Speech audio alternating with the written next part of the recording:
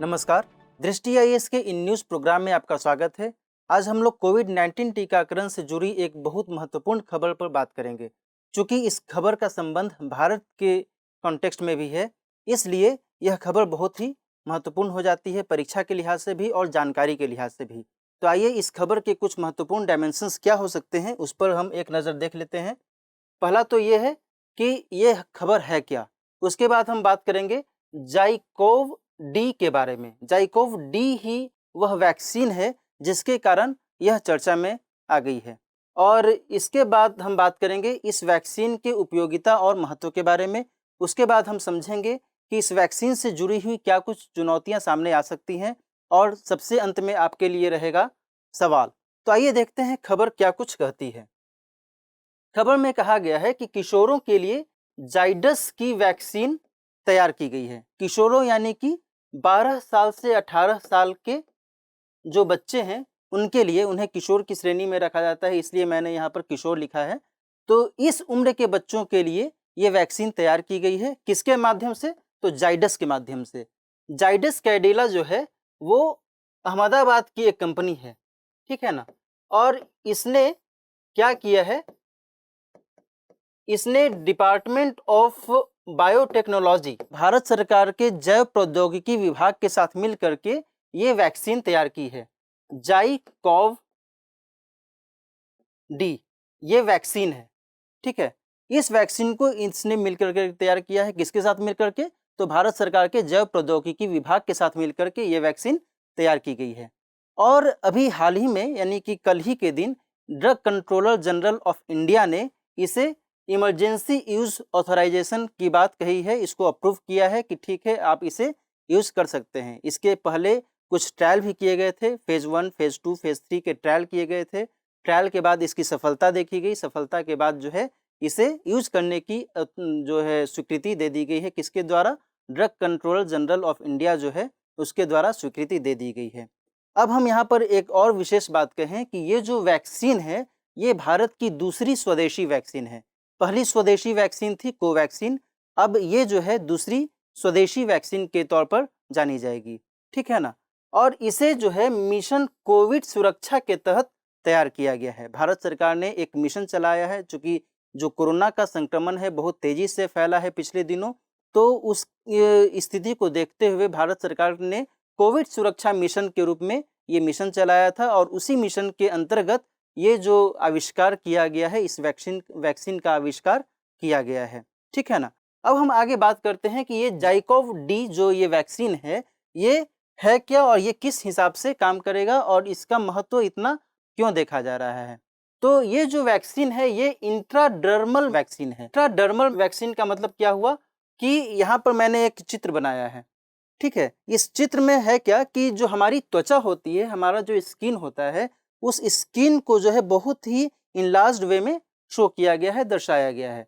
इसमें जो सबसे नीचे का जो हिस्सा होता है वो मसल, हमारे स्किन के अंदर में तो भाई मांसपेशियां हैं, उसके अंदर में और भी बोन्स वगैरह हैं, हड्डियां हैं। तो ये जो है मसल सबसे निचला हिस्सा है। उसके ऊपर में सबक्यूटेनियस टिश्यू उत्तक होते हैं, सबक्यूटेनियस उत्तक होते हैं। इसके ऊपर में डर्मिस होता है जो त्वचा का ही हिस्सा होता है, और इसके ऊपर में एपिडर्मिस होता है जो कि सबसे ऊपरी हिस्सा होता है हमारी त्वचा का। तो ये जो इंट्राडर्मल वैक्सीन है, ये वैक्सीन इस तरीके से ये काम करती है, ठीक है ना। इंट्राडर्मल वैक्सीन के तौर पर जो इंजेक्ट किया जाती है वैक्सीन, उस वैक्सीन को एपिडर्मिस और डर्मिस दो जो त्वचा के भाग हैं इनके बीच में इसे भेजा जाता है। बात समझ में आ रही है? एपिडर्मिस और डर्मिस त्वचा के ऊपरी सिरे के दो भाग हैं, उनके बीच में इस वैक्सीन को भेजा जाता है। अंदर में नहीं, एकदम मांसपेशी में नहीं या फिर एकदम हड्डी के अंतर्गत नहीं भेजा जाता है, बल्कि त्वचा के ऊपरी हिस्से में इसे भेजा जाता है। इस कारण से इसे नाम दिया गया है इंट्राडर्मल वैक्सीन, ठीक है ना। तो इस तरीके से ये वैक्सीन जो है मानव के शरीर में प्रवेश कराई जाएगी। और ये जो है एक तरीके से कहा जाता है कि डीएनए वैक्सीन है ये। चूँकि ये वैक्सीन पहली बार डीएनए वैक्सीन के तौर पर सामने आई है, इस कारण से ये और अधिक चर्चा में है। चूँकि ये पहली ऐसी वैक्सीन है, पहली ऐसी डीएनए वैक्सीन है जो पूरे विश्व भर में, पूरे दुनिया भर में इसे तैयार किया गया है। अब आप पूछेंगे कि भाई डीएनए वैक्सीन क्या हुआ, पहले की वैक्सीन क्या थी? तो मैं आपको मोटे तौर पर बता देना चाहूँगा, यहाँ मैं बहुत अधिक डिटेल में नहीं जाऊँगा। मोटे तौर पर मैं ये बताना चाहूँगा कि जो सामान्य वैक्सीन्स होती हैं, उनमें क्या होता है कि वायरस का इस्तेमाल किया जाता है मानव के शरीर में पहुँचाने के लिए, और उस वायरस के अगेंस्ट में फिर मानव शरीर जो है अपनी इम्यूनिटी डेवलप करता है, ठीक है? लेकिन डीएनए वैक्सीन जो है, डीएनए वैक्सीन में क्या होता है कि जो वायरस है, जैसे कोरोना वायरस है, कोरोना वायरस के ही एक पार्ट को, जो कि महत्वपूर्ण होता है संक्रमण फैलाने के लिए, उस पार्ट को ही, उसके जेनेटिक मटेरियल को निकाल करके और मानव के शरीर में पहुंचाया जाता है। मैं इसे आगे और अच्छे से विस्तार से बताऊंगा। तो यहाँ पर यही है कि उस डीएनए के माध्यम से, एक प्लाज्मिड डीएनए होता है, प्लाज्मिड डीएनए के माध्यम से उसे दूसरे व्यक्ति के शरीर में पहुंचाया जाता है, जिसको वैक्सीनेशन देना है। तो इस कारण से इसे डीएनए वैक्सीन की संज्ञा दी गई है, ठीक है ना?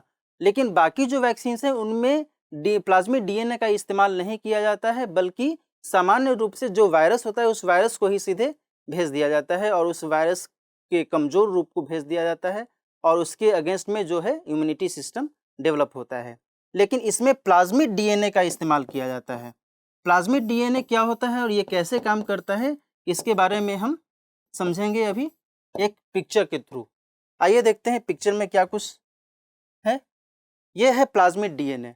यहाँ पर आप देख रहे हैं, ये जो है ये डीएनए है, क्रोमोजोनल डीएनए है, और ये जो है छोटा-छोटा गोल-गोल जो आपको दिख रहा है, ये है प्लाज्मिड। इसको प्लाज्मिड डीएनए कहा जाता है। किसी बैक्टीरिया में इस तरीके से ये जो है प्लाज्मिड डीएनए होता है, इसी का इस्तेमाल कैरियर यानी वाहक के तौर पर किया जाता है। किस चीज़ का वाहक?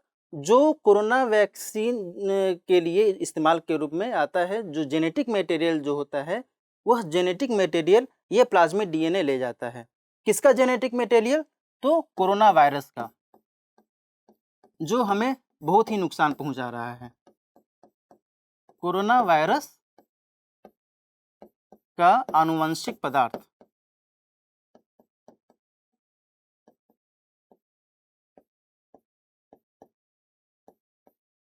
ले जाता है कहाँ पे? मनुष्य के शरीर में, ठीक है ना? अब ये आनुवंशिक पदार्थ उस व्यक्ति के शरीर में जिसे वैक्सीनेशन करवाया गया इसके माध्यम से, वो कैसे काम करता है, आइए अगली प्लेट में हम देखते हैं। यहाँ पर मैंने वही चीज़ें लिखी हैं। जो प्लाज्मिड डीएनए है,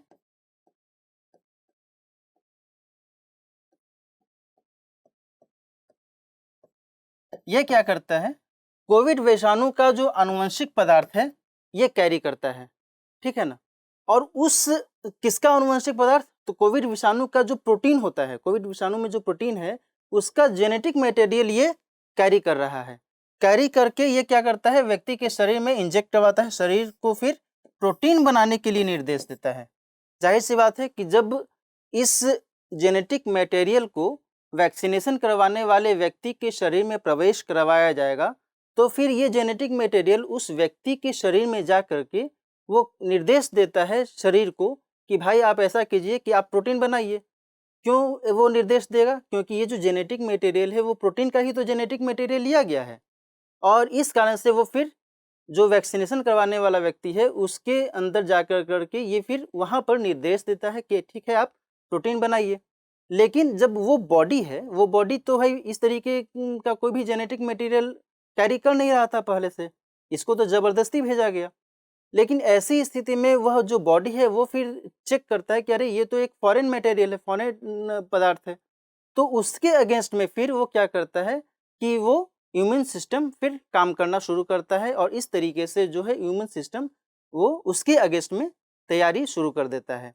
और बाद में कभी भी ऐसी स्थिति आती है कि कोरोना वायरस यदि उस व्यक्ति के शरीर में अटैक करता है, तो फिर चूंकि पहले से ही इसने रीड कर लिया था, वैक्सीनेशन होने के बाद पहले से ही इसने रीड कर लिया था कि इस तरीके का यदि प्रोटीन बनाने का यदि निर्देश आएगा तो हम अपना इम्यून सिस्टम डेवलप कर लेंगे। तो बाद में यदि ऐसी स्थितियाँ कभी पनपने की स्थिति बनती है, तो फिर वो फिर से अपना इम्यून सिस्टम वो डेवलप कर लेता है आसानी से।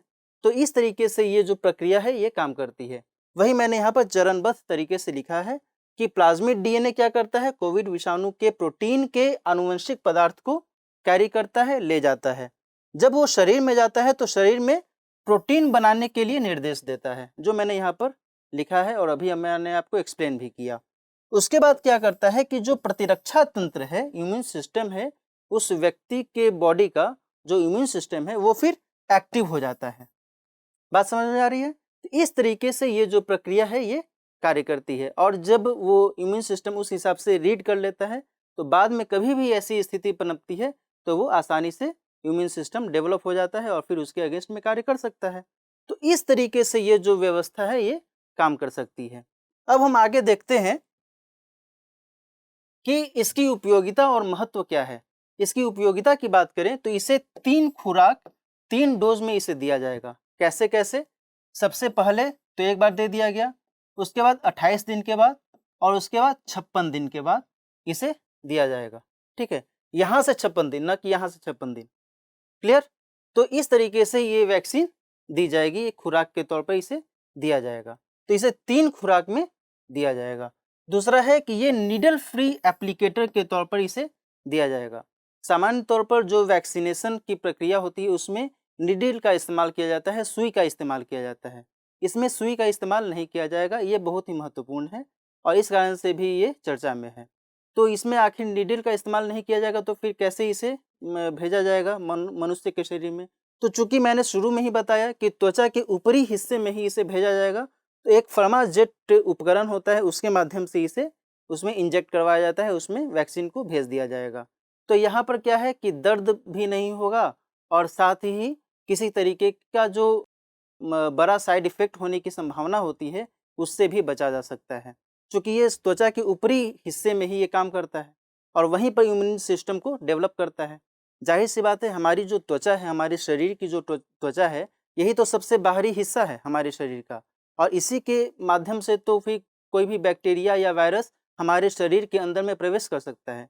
तो जब हमारे शरीर के ऊपरी हिस्से को ही यदि हम कोटिंग कर देंगे, वैक्सीन के माध्यम से हम उसे सुरक्षित कर देंगे, तो हर संभव ये हो सकता है कि वैक्सीन के अगेंस्ट में जो भी वायरस है वो वायरस अटैक नहीं कर पाएगा। तो इस तरीके से ये व्यवस्था कार्य करती है और इसका जो भंडारण है वो भंडारण बहुत ही आसान है। कैसे आसान है?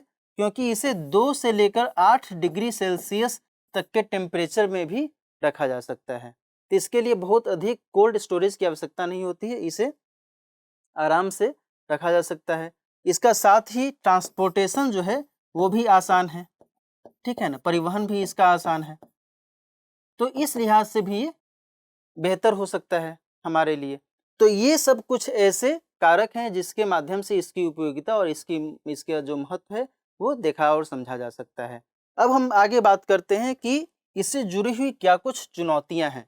चुनौतियों के कंटेक्स्ट में देखें तो इसमें लंबा समय की स्थिति दिखी जा सकती है। मैंने आपको बताया कि सबसे पहले 0 दिन, यानी कि सबसे पहली बार जब वैक्सीन लगी, उसके बाद 28 दिन, उसके बाद फिर 56वें दिन, तो एक लंबा समय इसमें लगेगा। ऐसी स्थिति में कहीं ऐसा ना हो कि पहले ही कोविड वायरस जो है और अधिक वे में अटैक कर दे, क्योंकि आप देख ही रहे हैं कि कोविड वायरस जो है किस तरीके से म्यूटेट होने की उसकी क्षमता बढ़ती जा रही है। तरीके से वो अपना म्यूटेशन कर रहा है। तो ऐसी स्थिति में ये देखना होगा कि ये जो वैक्सीन है कितनी प्रभावी हो सकती है। इतने लंबे समय अंतराल तक जब वैक्सीनेशन करवाया जाएगा तो इस दौरान क्या वो वैक्सीन प्रभावी रहेगी या नहीं रहेगी, ये देखने वाली बात होगी। दूसरा ये है कि इसके वितरण और लागत को लेकर के भी थोड़ा-सा यहाँ पर विचार करना होगा। या अचानक से जब इसका उपयोग बढ़ जाएगा तो फिर इसका डिस्ट्रीब्यूशन किस तरीके से किया जाए, किन लोगों को पहले दिया जाए, कहाँ पर पहले दिया जाए, किस तरीके से इसका वितरण किया जाए और इसका जो कॉस्ट है वो कॉस्ट कितना रखा जाए ताकि लोग उसको अफोर्ड कर सकें, है ना? जो भी बच्चों को लगाया जाएगा, जो भी 12 साल से 18 साल के बच्चों को लगाया जाएगा, उन्हें किस हिसाब से दिया जाए ये भी देखने वाली बात होगी। और आगे ये है कि टीके के प्रभाव को लेकर के भी एक दुविधा वाली स्थिति बन रही है। ज़ाहिर-सी बात है कि भाई बच्चों को टीका लगाया जाना है ना? वयस्क या जो अधिक उम्र के लोग हैं उनको टीका जब लगाए जाने की बात शुरू हुई थी, तब कई लोगों ने हिचकिचाहट दर्शाई। अभी तक लोग हिचकिचाते हैं, कई लोग हिचकिचाते हैं कि वो वैक्सीन लगवाएँ या ना लगवाएँ। इसका साइड इफ़ेक्ट क्या हो सकता है? क्या हम बीमार पड़ जाएँगे? क्या हमें कुछ हो जाएगा? क्या हमारे बॉडी को कुछ नुकसान हो सकता है? क्या एलर्जी? बहुत सारी ऐसी स्थितियाँ नज़र आ रही हैं। अब जबकि बच्चों को यह वैक्सीन लगाने की बात शुरू हुई है, तो इसमें और अधिक हिचकिचाहट और अधिक दुविधा वाली स्थिति सामने आ सकती है। ऐसे में जिस कंपनी ने ये वैक्सीन तैयार किया है और सरकार को भी ये सुनिश्चित करना होगा कि ये वैक्सीन जो है वे भरोसेमंद है और उसके हिसाब से जो इस उम्र के जो बच्चे हैं उनको आसानी से टीकाकरण लगवाया जा सकता है। तो ये जो चुनौतियाँ हैं, इन चुनौतियों का निदान सरकार को भी और कंपनी जो है जाइडस कैडिला जो कंपनी है, उसे भी मिल-जुल कर के करना होगा। अब इस पूरी चर्चा के आधार पर जो सवाल बन सकता है, आइए उस सवाल को देख लेते हैं। सवाल है बहुत बहुत ही सीधा कि भारत में कोविड टीकाकरण के स्वदेशी प्रयासों की चर्चा कीजिए। स्वदेशी प्रयासों की चर्चा इस नज़रिए से करनी है कि भारत ने पहले कोवैक्सीन भी बनाई, वो भी एक स्वदेशी वैक्सीन है। ज़ाइकोव डी जो है, ये भी एक स्वदेशी वैक्सीन है। तो इनका इस्तेमाल कितना महत्वपूर्ण है और किस हिसाब से ये वैक्सीन्स कार्य कर सकती हैं, उसके बारे में आपको बताना है। साथ ही इनका एक तुलनात्मक अध्ययन करते हुए बाकी जो वैक्सीन्स हैं, बाकी जो वैक्सीन जैसे कि कोविशील्ड है, जैसे कि स्पुतनिक है, जैसे कि मॉडर्ना वैक्सीन है, ये सब वैक्सीन्स भी भारत में उपयोग में लाई जा रही हैं, है ना? इन सब वैक्सीन्स के साथ-साथ में जो ये वैक्सीन है, हाल की जो वैक्सीन है ज़ाइकोव डी है, इसके साथ में तुलना करते हुए आपको एक अच्छा-सा उत्तर लिखना होगा। तो आज की चर्चा में इतना ही, मिलते हैं नेक्स्ट सेशन में किसी नए और बहुत ही महत्वपूर्ण टॉपिक के साथ। तब तक के लिए अपना ख्याल रखिए। नमस्कार।